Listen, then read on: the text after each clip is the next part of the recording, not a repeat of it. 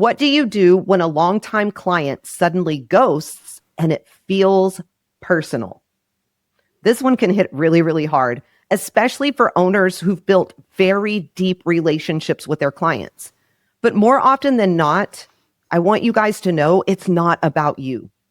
It's not. People leave for 100 different reasons, and most of them have nothing to do with your skill or your service. Still, that emotional sting can be very, very real and very, very raw.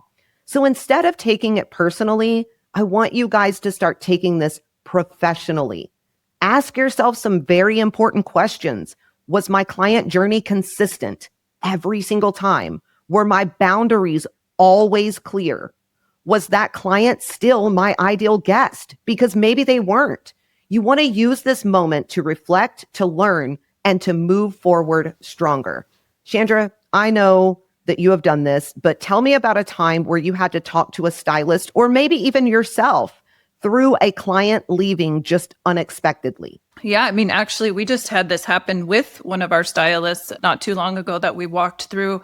And we did reach out to the client to see if we could get some feedback. And she definitely never called us back. And so that's one of those things that's frustrating because you're like, hoping you could get feedback and know maybe what happened. But then when they ghost you completely, you feel really in the dark and you don't know.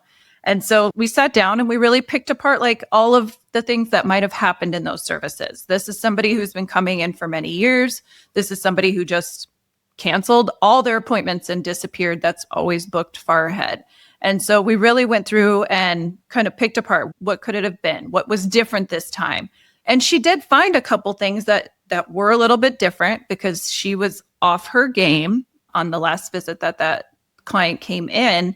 And so we kind of just worked through that. Like, what could we do differently? How do we avoid these things in the future? Because there definitely was something that happened. This wouldn't be somebody that just normally would just disappear.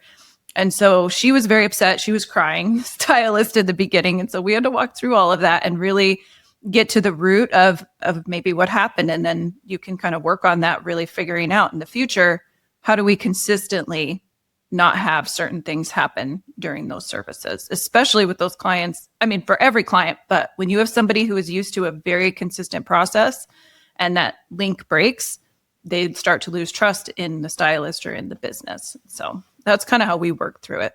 Yeah, absolutely. And here's the thing, even if it isn't your fault, because sometimes it isn't, right? Sometimes it boils down to the person. Maybe they're moving away and they just don't feel the need to let you know. Maybe something's going on. The beautiful thing about doing what Chandra explained is you are still finding holes in your guest experience, in your business, with your team. And so you are bettering yourself all the way around in every way possible.